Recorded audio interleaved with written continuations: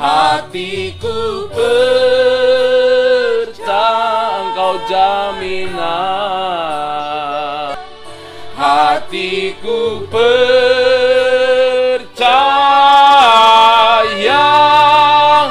selalu ku percaya.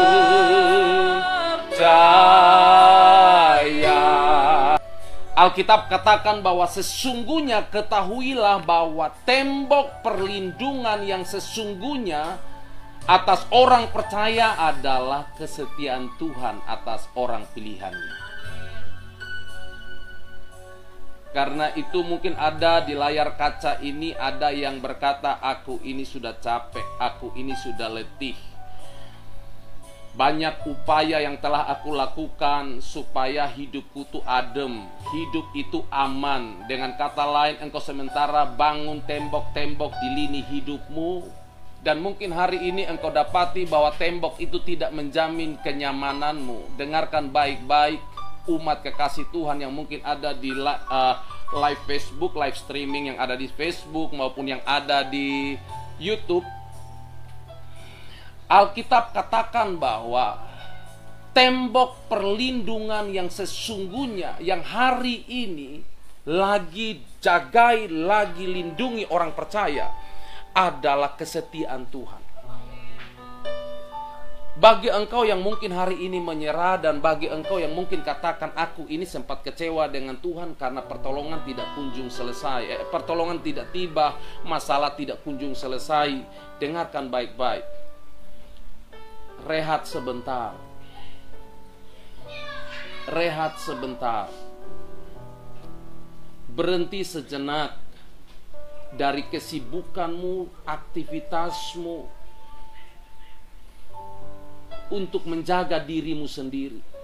Ketahuilah bahwa Allah itu, Dia sejak dulu, sebelum engkau tahu bahwa engkau terpilih, Dia adalah Allah Tuhan, telah memagari engkau, telah menjamin keselamatan, kenyamanan hidup.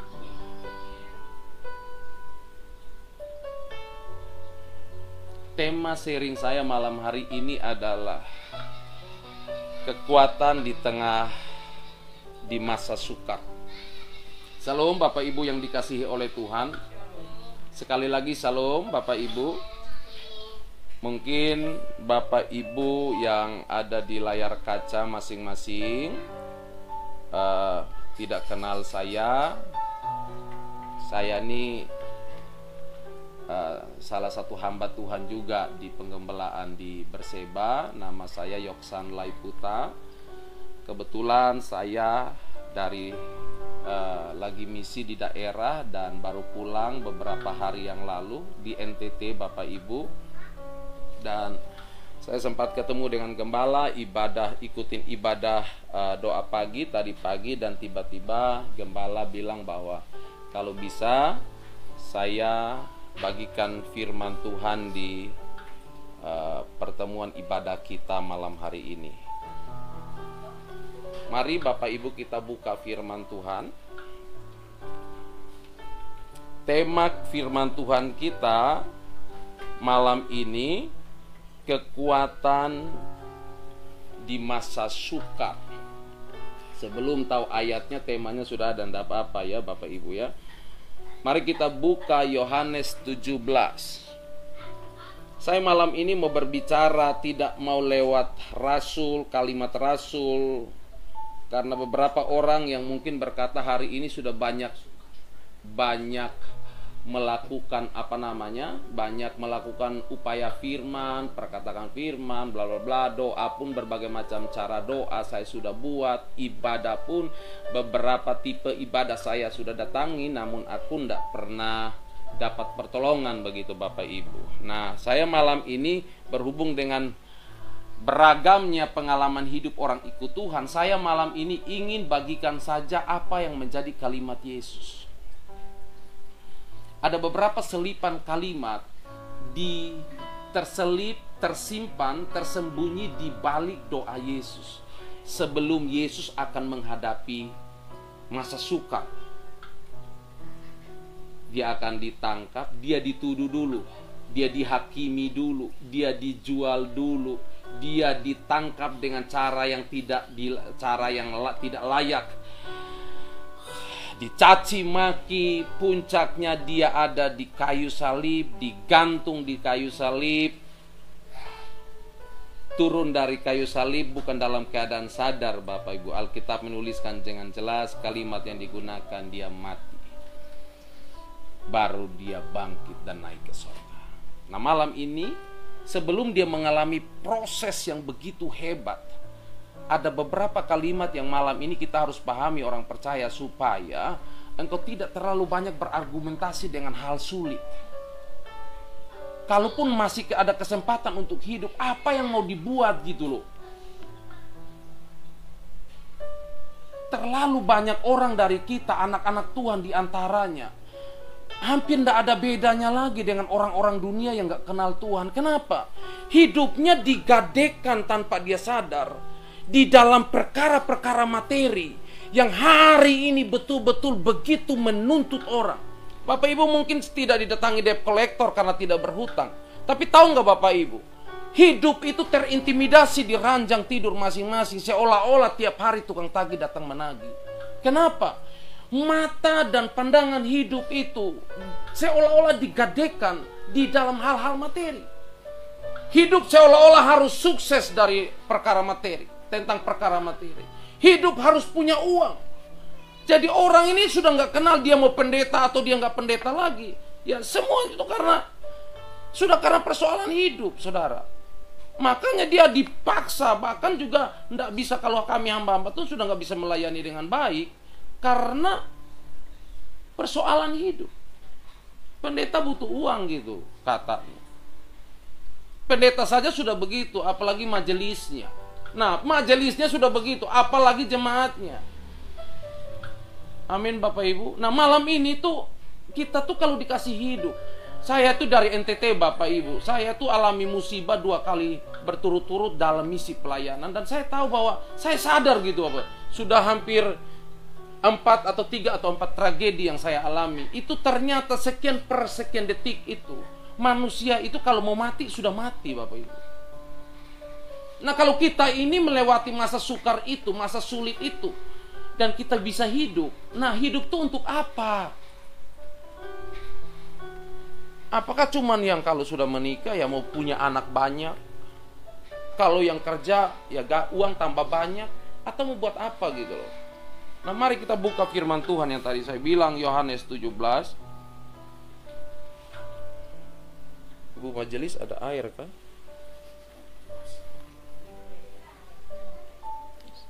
Bapak Ibu, kita buka puasanya kan sudah awal, jadi boleh minum jam begini ya. Saya minta air sedikit. Kalau yang lain puasa boleh lanjut, tapi hamba Tuhan terkhusus karena mulut kering kan. Nah, mari buka Yohanes 17 ayat 11 Bapak Ibu. Sudah? Yohanes 17 ayat 11. Firman Tuhan katakan seperti ini.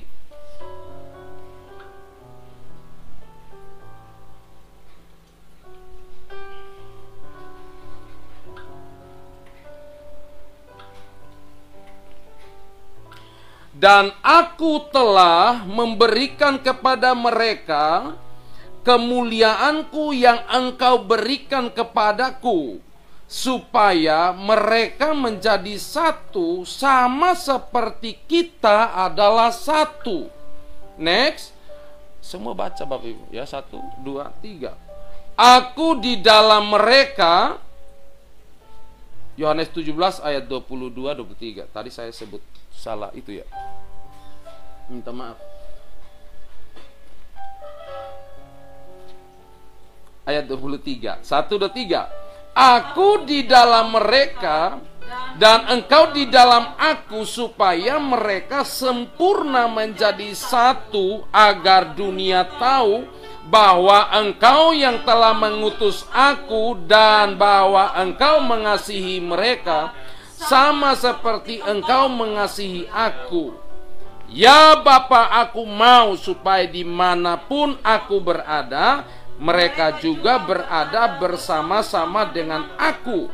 mereka yang telah Engkau berikan kepadaku, agar mereka memandang kemuliaanku yang telah Engkau berikan kepadaku, sebab Engkau telah mengasihi aku sebelum dunia dijadikan. Nah, Bapak Ibu yang dikasihi oleh Tuhan Yesus Kristus, berhubungan dengan tema khotbah kekuatan di masa sukar, Yesus katakan seperti ini di ayat 22. Ayat 22. Dan aku Tuhan sendiri, dan aku telah memberikan kepada mereka. Mereka ini siapa? Dia, mereka yang ditinggalkan, gereja, umat Tuhan. Kemuliaan, yang Engkau berikan kepadaku. Jadi kemuliaan yang Yesus miliki itu dikatakan oleh Yesus sendiri bahwa telah aku berikan kepada mereka. Nah, yang menjadi persoalan di sini adalah kapan itu diberikan dan kepada siapa itu diberikan, lebih jelasnya. Amin, Bapak Ibu yang dikasihi oleh Tuhan. Telah diberikan kepada mereka supaya mereka menjadi satu, sama seperti kita adalah satu. Jadi kepentingan Bapa adalah bagaimana caranya supaya gereja itu tidak berdiri sendiri di luar Kristus, tetapi dia menjadi satu manunggal dengan Allah sesuai dengan janji Bapa, perkataan Bapa, misi utama Bapa adanya manusia dari awal. Amin, saudara-saudaraku yang dikasihi oleh Tuhan. Jadi misi utama Bapa adalah, nah ini yang harus kerangka berpikir Bapa ini yang harus dipahami gereja dulu. Kalau enggak nanti kita ini bergulat sendiri. Contoh kayak tadi saya bilang, waktu kita penyembahan, Tuhan itu katakan begini dalam hati saya. Di ruang hati yang paling dalam dia bilang begini. Yoksan, tahu nggak lu lagi upaya untuk apa? Jangan-jangan kamu lagi berupaya untuk membangun tembok supaya lu tuh bisa nyaman. Lu buat ini, supaya seolah-olah itu menjadi tembok perlindungan buat engkau, supaya engkau bisa nyaman dan keluargamu bisa nyaman. Tahukah engkau bahwa yang sesungguhnya menjadi tembok perlindungan buat hidupmu dan istri anak-anakmu dan keluarga besarmu itu adalah kesetiaanku, kehadiranku atas engkau. Itu yang sesungguhnya menjadi barisan tembok perlindungan. Berapa tebal tembokmu itu terbukti dari sejauh mana kehadiranku atas engkau. Bukan semakin banyak, sekalipun bahasa roh itu penting, Bapak Ibu. Saya mau bilang di sini. Ada orang bilang begini, semakin banyak bahasa roh, tembok perlindungan semakin tebal. Tembok perlindungan itu berbicara tentang kesetiaan Tuhan atas orang percaya. Amin, Bapak Ibu. Amin. Kalau engkau bisa berbahasa roh, berbahasa lidah, berarti itu anugerah besar Tuhan berikan kepada engkau untuk memperkuat tali kasih hubungan cinta antara engkau dengan Bapa saja.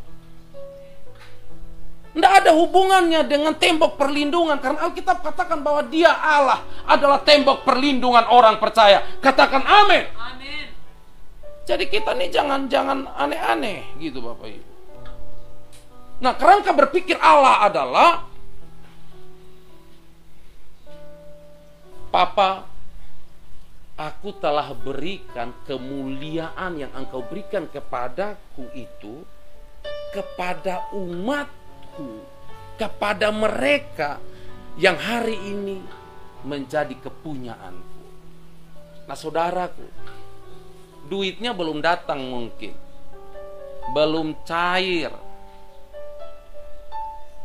proyeknya dana proyek belum cair.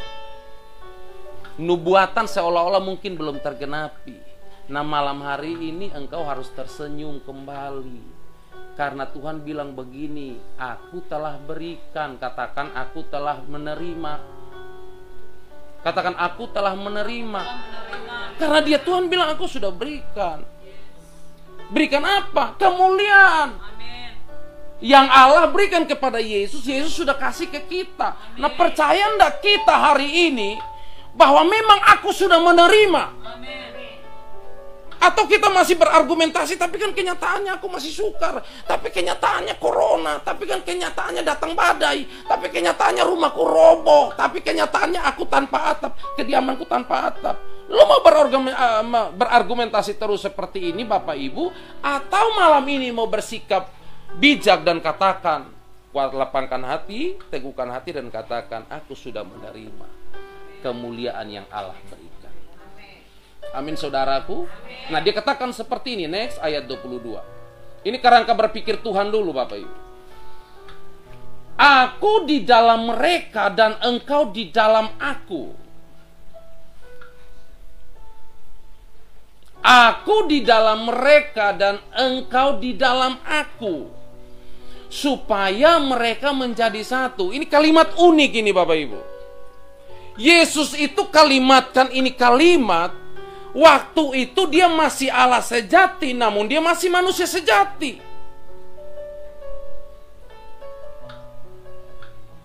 Hal yang unik adalah kemuliaanku telah kuberikan kepada mereka. Yang kedua, Bapa aku itu di dalam mereka dan engkau di dalam aku. Artinya Allah yang ada di dalam Yesus itu, Allah yang sama ada di dalam orang itu. Orang yang mana?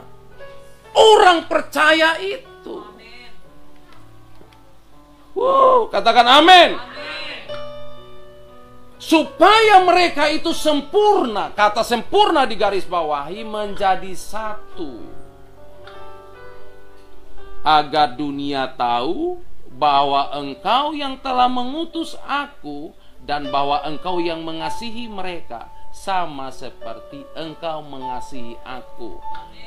Ayat terakhir berhubungan dengan kerangka berpikir Bapa di sorga. Ya Bapa, aku mau supaya dimanapun aku berada, mereka juga berada bersama-sama dengan aku. Kalimat ini saya ulang. Ya Bapa, aku mau supaya di mana aku berada, mereka juga berada bersama-sama dengan aku. Mereka yang telah engkau berikan kepadaku, agar mereka memandang kemuliaanku yang telah engkau berikan kepadaku, sebab engkau telah mengasihi aku sebelum dunia dijadikan. Saudaraku terkasih, kalimat ini tidak lain mengarah kepada hari di mana, detik di mana dia akan naik ke sorga dan Roh Kudus akan turun. Terkadang orang bilang begini, ndak usah ke gereja, ndak usah ikut ibadah. Tuhan itu memang Allah yang ada di Allah itu ada di mana-mana, dimanapun kita ketemu Tuhan. Ndak usah ke gereja, pergi kerja saja terus. Tuhan ada di kerjaan karena Dia Tuhan atas segala yang ada. Ndak usah pergi gereja, ndak usah ikut ibadah. Tidur saja di rumah karena Tuhan itu adalah Tuhan yang sanggup ada di kamar, di tempat tidur. Kalau orang timur bilang tempat tidur, bilang tempat tidur. Jadi tidak usah ke sana, tidak perlu.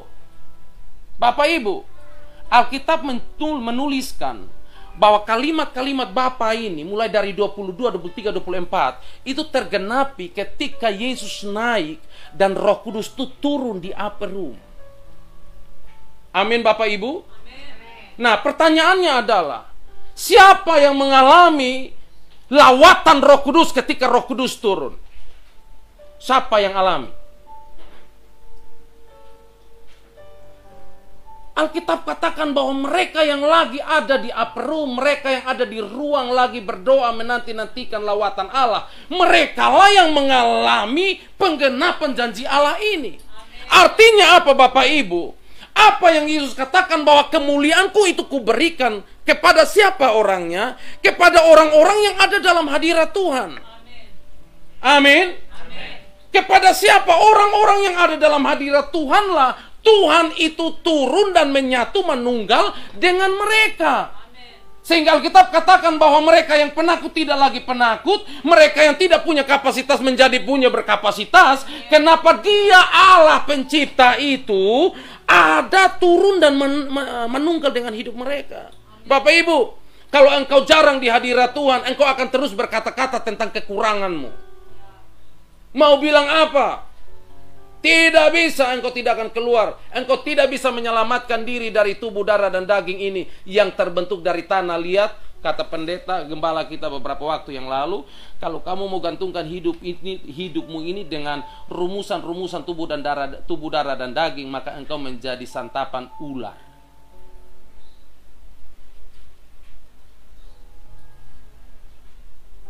Shalom.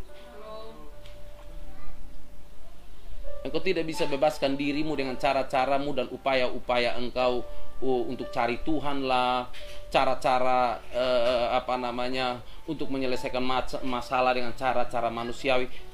Tidak bisa. engkau hanya bisa menyelesaikan masalahmu dengan cara Dia Allah itu yang adalah Allah pencipta menunggal di dalam diri kita, maka yang powerful itu, kekuatan yang powerful, spirit yang luar biasa itu bekerja lewat kita sehingga kita bisa melakukan hal-hal yang cakap, hal-hal yang besar, hal-hal yang luar biasa di luar jangkauan nalar manusia itu karena roh Allah itu. Amin, saudara-saudaraku terkasih dalam Tuhan Yesus Kristus. Orang bilang masa sukar, tetapi kepada orang benar dia akan menuai di masa sukar. Itu ya dan amin. Orang bilang masa sukar tidak ada lahan untuk bekerja. Tuhan menyediakan lahan. Bahkan bukan saja menyediakan lahan, tapi dia Tuhan menyediakan benih. Bukan saja benih, dia Tuhan menyediakan pekerja-pekerja yang akan diutus untuk mendampingi engkau mengerjakan perkara-perkara yang jauh lebih besar. Amin. Itu ya dan amin. Kenapa? Ini berbicara bukan tentang kemuliaan seorang Yoksannya, tapi berbicara tentang kemuliaan Allah yang Allah percayakan di dalam Yesus. Dan hari ini Yesus ada di dalam diri orang percaya yang sukanya adalah di hadirat Tuhan. Saudaraku terkasih, saya anak desa, tidak punya kekuatan apa-apa. Mama papa lahir dalam keluarga yang sangat tidak bagus. Keluarganya sudah tidak bagus, broken home lagi.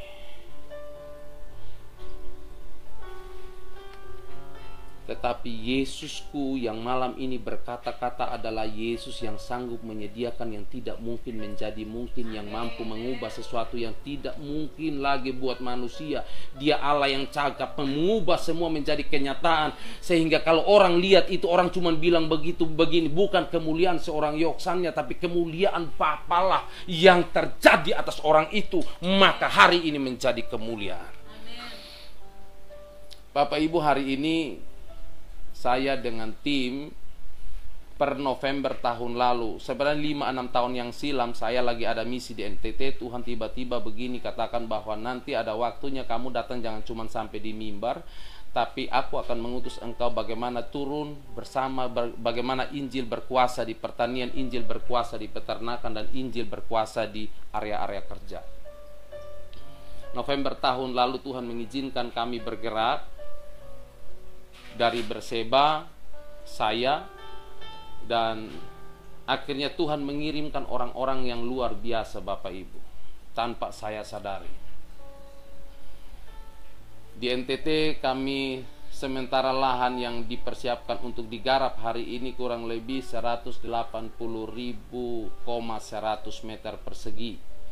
Itu yang akan menjadi lahan pertanian, dan Tuhan sudah mengirimkan, mempersiapkan semuanya.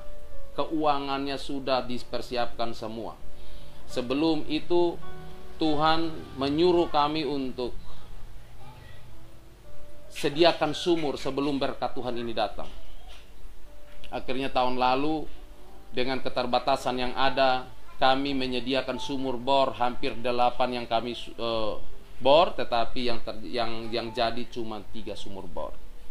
Setelah itu baru datang periode berkat Tuhan yang lain, di mana pertanian, bahkan peternakan, kami punya lahan peternakan sendiri Bapak Ibu. Saya ngomong ini bahwa bagaimana Allah bekerja begitu luar biasa, begitu powerful, karena itu jangan gadekan hidupmu dalam hal cari doi. Nah, yang saya mau sampaikan di sini, kalau datang masa sukar itu apa yang harus kita lakukan Bapak Ibu? Karena sudah paham kerangka berpikir Bapak toh. Apa yang harus kita lakukan? Hal yang pertama, mari buka ayat pasal 17 tadi. Kanoni baca dong ayat pertama. Kanoni itu Ibu WL yang tadi Bapak Ibu.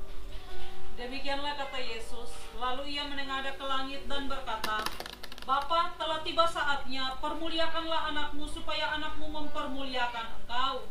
Sama seperti engkau telah memberikan kepadanya kuasa atas segala yang hidup, demikian pula ia akan memberikan hidup yang kekal kepada semua yang telah engkau berikan kepadanya. Stop! Alkitab bilang begini, yang perlu engkau lakukan ini. Yesus buat bagaimana, dirimu dan saya buat begitu saja. Amin Bapak Ibu. Amin. Nggak usah tambah-tambah rumus, tambah-tambah jurus. Tambah jurus saja nggak berfungsi, mau tambah-tambah saja. Demikianlah kata Yesus. Kata Yesus ini toh. Lalu ia menengadah ke langit dan berkata, Bapa, telah tiba saatnya, permuliakanlah anakmu supaya anakmu mempermuliakan engkau. Masalah ini sebentar datang, bahkan sementara lagi antri, dia bilang begini, dia pandang ke Bapa dan dia bilang begini, Papa, ini waktunya, permuliakan saya supaya saya bisa permuliakan Bapa gitu. Katakan amin. Nah, ngomongnya begitu. Kata gembala, belum mati sudah mati. Aduh Tuhan, mati Tuhan, mati ya Tuhan, mati ya Tuhan. Yesus tolong, mati Tuhan, mati benaran. Amin Bapak Ibu. Amin. Nah, belum mati sudah mati. Ya Yesus nggak bilang begini, ya Tuhan, ya Bapa, sebentar lagi mati, sebentar lagi gorok, salib, Tuhan dekat, Tuhan tolak salib. Nggak ada. Yesus tuh bilang begini, dia lihat ke atas. Nah, itu intonasi orang timur tuh begitu, jadi agak kayak pacuan kuda. Yesus tuh bilang begini, Bapa, ini waktunya Bapa permuliakan saya supaya saya bisa permuliakan Bapa. Artinya, di masa kesengsaraanmu engkau harus berani berkata kepada Bapa di sorga, bilang begini, aku tahu bahwa kesengsaraan ini adalah media supaya Bapa dipermuliakan dalam diri saya. Amin. Katakan amin. Bapak Ibu, kalau mama papa saya tidak pernah cerai, maka saya ini hari sombong karena bapak saya punya uang, makanya saya jadi begini. Kalau mama saya itu bukanlah seorang ibunda yang kurang, yang minus, maka saya tidak bisa mengakui Allah yang hebat itu dalam diri seorang ibu yang lemah itu. Artinya apa? Kesukaran hidup yang datang itu menolong kita supaya kita sendiri memancarkan kemuliaan Bapa. Katakan amin. Kalau lu nggak pernah miskin, lu ketika ngomong tentang kaya, orang biasa aja. Tapi kalau lu miskin dan satu waktu lu sukses, lu kaya, baru orang tidur ngigok pun ngigok, iya ya. Oh iya ya, Pak David itu kaya sekarang ya. Oh iya ya. Amin. Amin. Nah, artinya kesengsaraan itu sebenarnya media supaya engkau bisa tahu kepada siapa engkau berseru. Bapak Ibu, beberapa hari yang lalu, waktu yang lalu itu saya 2 minggu sebelum kejadian bencana di Nusa Tenggara Timur. Jadi saya lagi ada di Nusa Tenggara Timur, Bapak Ibu. Alami musibah itu. Datangnya apa namanya? Seroja ya, Saroja kah, Seroja kah, apa? Seroji. Sarona. Sebelumnya corona, bukan apa tuh? Badai itu. Badai itu Seronika, siapa tuh? Saroji. Saroji. Seroja. Ada Seroja. Ya nggak biasa hafal nama-nama bencana. Makanya nggak terlalu pas ucapin nama bencananya. Jadi penghafal nama bencana jangan tersinggung kalau saya salah sebut nama bencananya. Jadi Seroja. Sebelum datang Seroja itu, saya itu lagi disuruh Tuhan dengan adik-adik, ada berapa orang begitu. Kami pergi bawa bantuan sembako, beras dengan kebutuhan pokok yang lainnya. Kami pergi ke satu tempat, itu desa tetangga lah. Mereka itu lagi tinggal di bawah pohon, berhubung kala berperkara Bapak Ibu urusan tanah. Jadi pas lagi ibadah Tuhan, Sabtunya saya lagi persiapan firman, Tuhan lagi katakan bahwa bawa berkat buat mereka. Nah, berhubung itu adalah daerah-daerah yang barusan selesai berperkara, saya minta adik-adik itu koordinasinya jelas. Jadi tolong tanya ke kepala desa sudah selesai atau belum, sudah areanya sudah boleh di ini belum, semuanya. Oh ya, mereka jawab iya dan kami didampingi untuk masuk. Bapak Ibu tahu nggak? Ketika kami bawa ini, jadi prinsip kami adalah saya adalah pelayan pendamai. Saya bawa damai. Pergi ke sana tuh ndak khotbah, cuman dilewatin bawa berkat dan berkatin orang saja. Nggak ada pelepasan juga, karena nggak areanya memang begitu gitu. Jadi saya cuma pergi bawa, setelah saya bilang nama Yesus, ceritakan satu dua ayat dan saya pulang. Nah hari itu Bapak Ibu, kami sudah selesai kasih sembakonya, pas mau pulang Bapak Ibu, itu datang satu pasukan, itu mafia penjaga tanah gitu. Ada sekitar 8 orang, pedang panjang Bapak Ibu, pedangnya kurang lebih seperti ini, dan bawa anak panah. Nah saya itu saking gak pahamnya, saya itu orang tuh sudah datang dekat mungkin sekitar 100 meter begitu, saya tuh gak lari. Mereka ini sudah baku lempar, dengan orang-orang yang kami datangin itu. Saya baru dicolek dari belakang, dia bilang begini, kepala desanya colek begini, Pak Pendeta mundur, Pak Pendeta. Kami mundur, sudah sampai di atas pegunungan, kurang lebih sekitar 500 meter atau 300 meter dari tempat mereka baku perang itu. Baru sadar bahwa ternyata motor-motor yang kami bawa itu ada di tengah-tengah berantamnya si orang-orang itu. Nah, berhubung mereka nggak bisa potong pendeta dan rekan-rekannya, mereka potonglah motor-motor kami. Tuhan Yesus, dengar bunyi pok pak, adik-adik bilang, Bung, yang dipotong motor, Bung. Yang dipotong motor, Bung. Bapak Ibu, mau bahasa roh bagaimanapun juga, nggak ketolonglah motor-motornya. Jadi hari ini percaya, kalau dalam kondisi engkau mengalami masa transisi hidup, katakan begini, Tuhan permuliakan aku dong. Tuhan permuliakan aku dong, biar aku bisa permuliakan Bapa. Bilang Bapa begitu. Yesus lakukan itu sebelum mengalami salib. Amin. Nah, hal yang berikut yang perlu engkau pahami Bapak Ibu Saudaraku yang dikasihi oleh Tuhan, kenapa ndak boleh mati di masa sukar? Yang pertama itu tadi saya bilang bahwa karena Tuhan itu sudah kasih kebenaran yang menjadi dasar buat kita, bahwa cukup lu ngomong saja, Bapak bekerja. Bapak bekerja sudah. Jangan lari sini, pakai orang, libatkan ini, tambah masalah. Aku punya orang ini, aku punya orang ini, aku banyak loh. Aku punya cadangan ini, cadangan sana. Bapak ada tapi tidak bilang Bapak. Nah yang berikut yang perlu engkau lakukan dan saya lakukan adalah, baca ayat selanjutnya Bapak Ibu. Ayat 11. 1, 2, 3. Dan aku tidak ada lagi di dalam dunia, tetapi mereka masih ada di dalam dunia. Dan aku datang kepadamu, ya Bapa yang kudus, peliharalah mereka dalam namamu, yaitu namamu yang telah engkau berikan kepadaku, supaya mereka menjadi satu sama seperti kita. Katakan kepada yang terdekat dengan dirimu, bilang begini, Bapak tahu kita masih di dunia. Nah, ini kalimat ini Bapak Ibu kebanyakan diplesetin oleh orang-orang pemalas. Orang-orang pemalas itu tetangganya malas.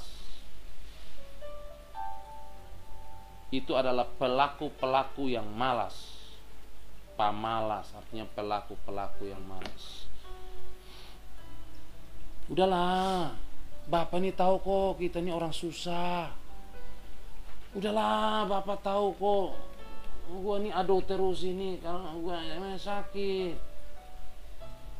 Nah harusnya yang lu perkatakan dan saya perkatakan, Bapak Ibu perkatakan dan saya perkatakan itu adalah, Bapak memang tahu aku masih ada di dunia, karena itu Bapak akan pelihara.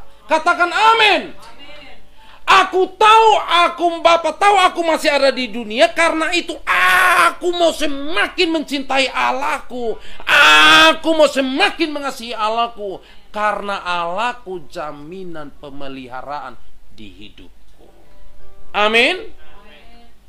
Bukan berarti karena lu masih di dunia, saya masih di dunia, saya mengejar doi kayak orang dunia pada umumnya. Nggak ada doi sini utang dari timur sampai ke barat, barat mentok turun utara datang selatan, selatan naik sini, dia bukan lagi utang, dia dikejar utang. Lari terus, tadi kan cari utang kejar, cari utang, cari doi untuk utang. Terakhir dia dikejar utang. Kejar sini, dia lari ke sini. Kenapa? Karena terlalu banyak utang. Amin Bapak Ibu. Amin. Mari berubah cara berpikir kita, sesuaikan cara berpikir kita dengan kerangka berpikirnya Bapa di sorga. Amin saudaraku. Amin. Tunggu minum air dulu, mulut kering.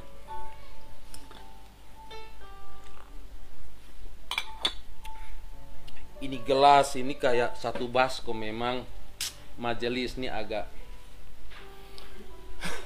orang biasa gelas kecil ya Bapak Ibu, saya punya satu baskom begitu Bapak, yang nggak apa-apalah, berkat berkelebihan nggak apa-apa, yang penting jangan kurang.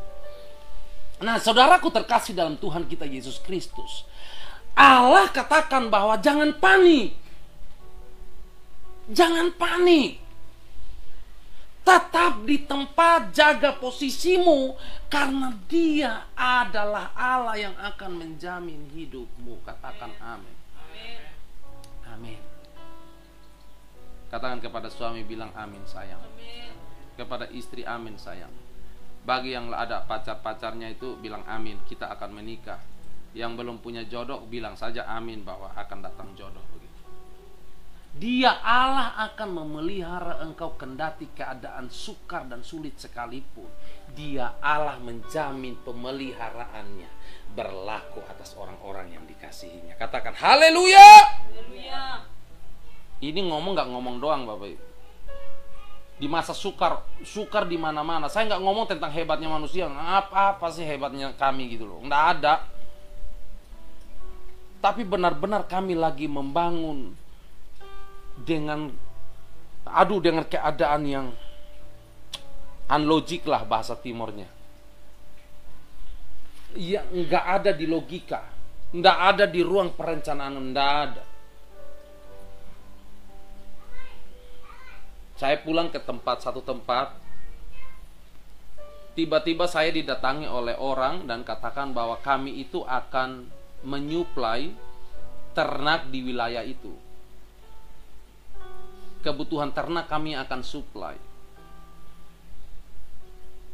Saudara, Tuhan menyediakan mereka menjadi lahan supaya kami bekerja. Tuhan yang sama menyediakan mereka menjadi tempat di mana kami akan menuai. Kenapa? Karena Dia Allah menjamin orang-orang yang dikasihinya. Karena itu sekali lagi begini, Dia katakan begini, selama aku bersama-sama dengan mereka, aku Tuhan pelihara mereka dalam namamu, yaitu namamu yang telah engkau berikan kepadaku.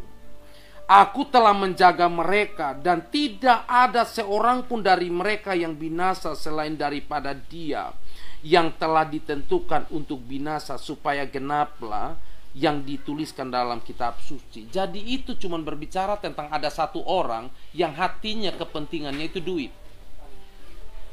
Amin Bapak Ibu.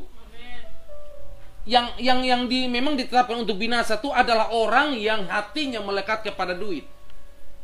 Kalau roh Tuhan ada dalam diri kita, tapi masih aja kita menjadi orang yang malas, itulah persoalannya.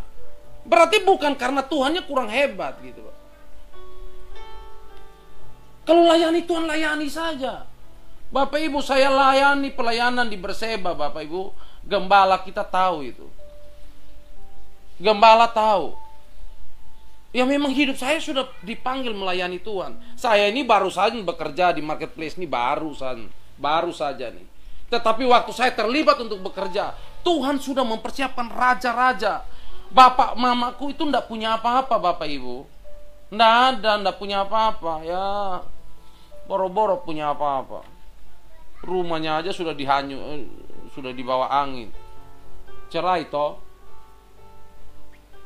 Lalu bangga kenapa? Tapi hari ini saya itu bisa melihat kemuliaan Allah yang Allah berikan kepada orang percaya. Itu kemuliaan yang sama diberikan kepada saya, termasuk di antara Bapak Ibu Saudara yang ada di layar kaca ini dan teman-teman yang ada di ruangan ini. Saya mengalami kemuliaan yang sama yang kalian terima. Amin Bapak Ibu. Jaminan apa? Kemuliaan apa? Kemuliaan bahwa orang sudah tidak bisa hidup, tapi saya masih bisa hidup. Orang tidak bisa memetik berkat, tapi saya bisa memetik berkat. Itu yang saya alami. Tapi ini bukan berbicara tentang duit. Bagaimana hidup menjadi berkat buat orang banyak.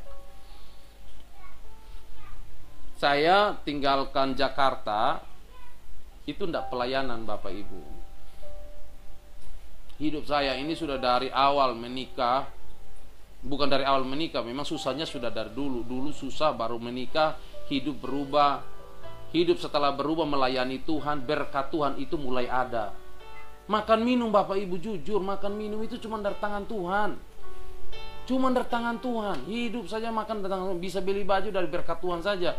Melayani Tuhan lah, ada berkat lah makan, ada berkat lah beli pakaian untuk keluarga. Nggak ada berkat-berkat yang lain. Nah, Tuhan tunggu datang corona baru berkat yang lain datang. Datang corona loh Bapak Ibu. Dulu nggak datang corona. Saya ini nggak ada mau kerja apa ya.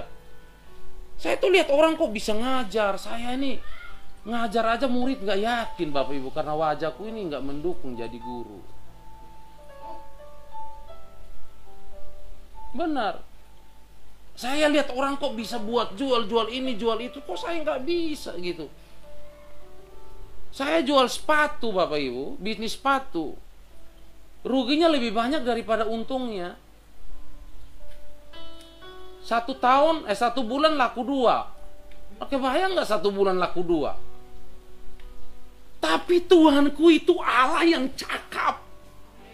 Dia lihat niat orang-orang benar.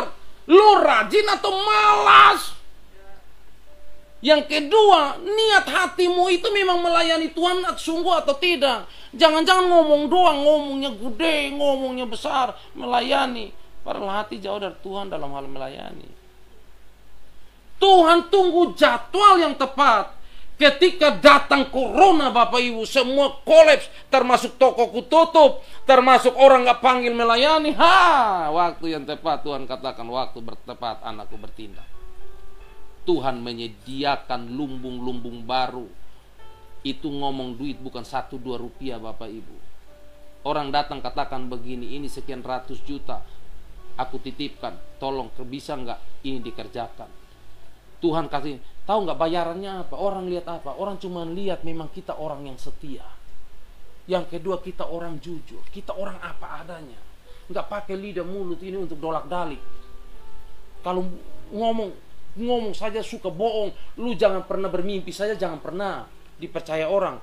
Tukang bohong, ngomong besar, salah-salahkan Tuhan, jangan pernah bermimpi. Nah, saudaraku terkasih dalam Tuhan kita Yesus Kristus, dia katakan bilang begini, Bapa, peliharalah mereka. Bapa yang menghendaki hidupmu terjamin, katakan amin. Bapa yang menghendaki anakmu terjamin, katakan amin. Bagi pelayan-pelayan Tuhan yang di layar kaca ini, jangan tinggalkan pelayanan cuman karena mau cari doi, cuman karena dikata orang miskin. Saya sampai detik ini Bapak Ibu, uang yang ada, istriku tuh ya nggak ada berlian-berliannya, nggak ada. Apa yang bisa dipakai sudah, karet bisa taruh di leher, karet saja taruh. Tetapi hari demi hari kami melihat tangan Tuhan tidak pernah kurang untuk terlibat. Amin saudaraku. Masa sukar boleh ada, tapi katakan begini, Bapa adalah pemelihara di hidupku. Amin saudara. Ayat 15 kita baca sama-sama. 1, 2, 3. Aku tidak meminta supaya engkau mengambil mereka dari dunia, tetapi supaya engkau melindungi mereka daripada yang jahat. Mereka bukan dari dunia, sama seperti aku bukan dari dunia.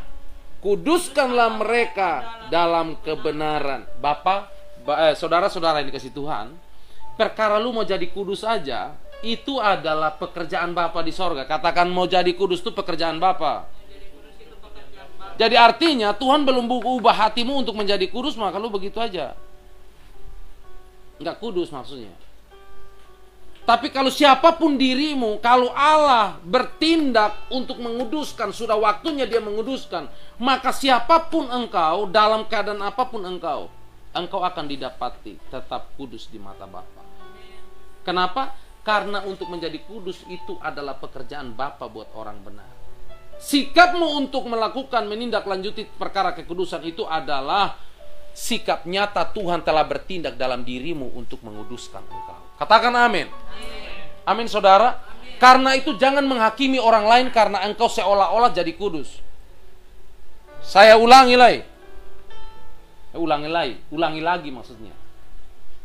Jangan pernah berdiri di area yang seolah-olah itu area yang paling keren sudah.